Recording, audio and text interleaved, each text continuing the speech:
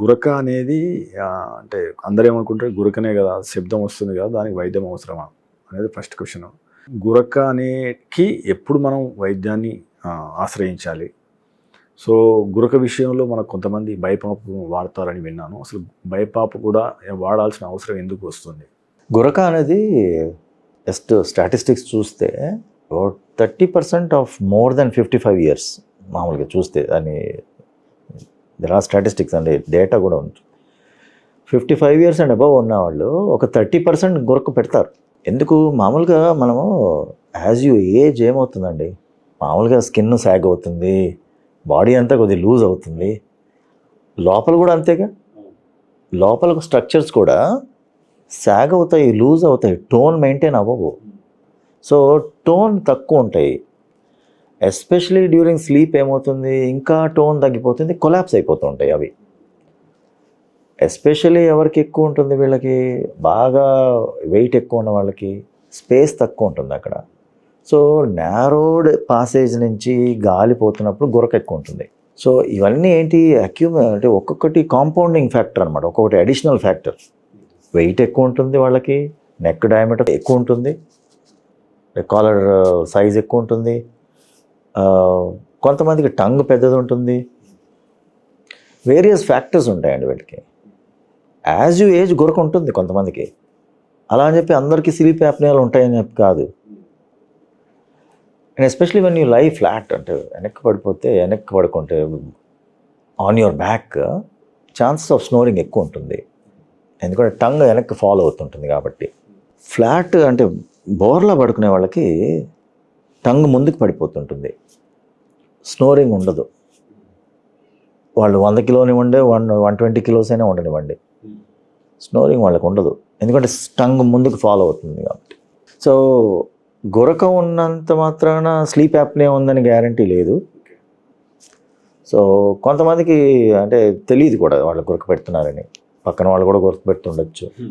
So అది sleep డిప్రవేషన్తో symptoms, heart attacks, strokes, బీపీలు పెరిగిపోవటము, ఇవన్నీ గురకకి సంబంధించిన లక్షణాలు. యాక్చువల్గా high BP, uncontrolled blood pressure గురక వల్ల ఉంటొచ్చేమో. సో ఇవన్నీ మళ్ళీ ఒకసారి హిస్టరీలోకి వెళ్తే బాగా తెలుస్తాయి ఇవన్నీ. అంత టైం స్పెండ్ చేయట్లేదు డాక్టర్స్ కూడా. ఇప్పుడు చూస్తాం కదా, కన్సల్టేషన్ హార్డ్లీ అబౌట్ 2-3 minutes ఉంటుందండి. దాంట్లో ఎంత ఇన్ఫర్మేషన్ వస్తుంది పేషెంట్ నుంచి? ఓన్లీ రిపోర్ట్స్ బేస్డ్ కాదు కదా, they will be some information patient మాత్రమే ఇవ్వగలుగుతాడు. So that is the information and beauty of history taking. అది ఆ ఆర్ట్ కొద్దిగా పోతుంది మన దగ్గర. అది ఉంటే మనకి చాలా ఇన్ఫర్మేషను స్పౌజ్ నుంచి వస్తుంది, తెలుస్తుంది. అంటే సెక్షువల్ డిస్ఫంక్షను, అంటే డిక్రీజ్ లిబిడో, సెక్షువల్ డ్రైవ్, ఇవన్నీ కొన్ని పర్సనల్ థింగ్స్ మనకి వాళ్ళేం చెప్పుకోరు unless you bring it up. So అంటే స్లీప్ ఆప్నియాతోని ఇవి వస్తాయి. సెక్షువల్ డిస్ఫంక్షన్, టైర్డ్నెస్ ఉంటుంది, వర్క్ ఎఫిషియన్సీ తగ్గిపోతూ ఉంటుంది. సో చాలా అంటే రామిఫికేషన్స్ ఉన్నాయి. ఈ స్లీప్ యాప్నియా అనేది ఓన్లీ నిద్ర వరకే, గురక తగ్గితే చాలు కదా అన్నట్టుగా అనుకుంటారు. బట్ ఎన్ని హెల్త్ బెనిఫిట్స్ ఉన్నాయి దీనివల్ల, ఈ సిప్యాప్లు బైప్యాప్లు పెట్టుకోవడం వల్ల అనేది చాలామందికి తెలియదు. అంటే ఇప్పుడు బైప్యాప్ దేని గురించి ఎందుకు వాడతాం సార్? బైప్యాప్ అవసరం ఏంటి అసలు? సో ఇప్పుడు మరీ ఎక్కువ ప్రెషర్స్ ఉన్నాయనుకోండి, అంటే దెర్ ఆర్ 2 ways. అంటే బైప్యాప్ అనేది ఎక్కువ CO2 రిటెన్షన్ ఉన్న వాళ్ళల్లో బైప్యాప్ వాడతాం. కార్బన్ డైఆక్సైడ్ లోపల అక్యుములేట్ అవుతున్న వాళ్ళల్లో బైప్యాప్ వాడతాం. ఈ కార్బన్ డైఆక్సైడ్ ఎక్కువ అక్యుములేట్ అయ్యేది ఎవరు? ఈ COPD అనే ఒక group of patients, sleep disordered breathing ఉన్నవాళ్ళు, అంటే ఓవర్లాప్ సిండ్రోమ్స్ అంటాం వీళ్ళని. స్లీప్ యాప్నియా ఉంటుంది, ఒబిసిటీ, హైపోవెంటిలేషన్ ఉంటుంది, బాగా విపరీతంగా లావుగా ఉంటారు, కూర్చొని నిద్రపోతుంటారు వాళ్ళు.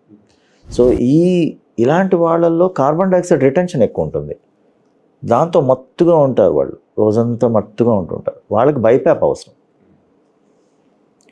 ఇప్పుడు హై ప్రెషర్స్ ఉన్నాయనుకోండి, ఫర్ ఎగ్జాంపుల్ మామూలు ప్రెషర్స్ ఏంటంటే సిప్యాప్లో పెట్టేది ఒక 7 to 10 పెడతామండి మ్యాక్సిమం.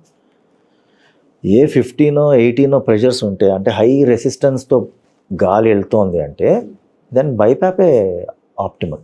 ఓకే. సిప్యాప్ అంత ప్రెషర్స్ తట్టుకోలేరు. సో బైప్యాప్ సిప్యాప్ అనేది ఏది వాడాలి అనేది ఇట్స్ ది అంటే multiple factor dependent. Sleep technician చూస్తాడు, చెప్తాడు, మాకు ప్రెషర్ అసెస్మెంట్ ఇస్తాడు. So there is a big అంటే అంటే అంటే ఎక్సర్సైజ్ బిహైండ్ ఆల్ దిస్. మీరు తీసుకునే అదే మందులు, అదే నాణ్యమైన మందులు, కానీ సగం ధరకే. అవును, మెడ్ ప్లస్ బ్రాండ్స్ పై 50 to 80% తగ్గింపు.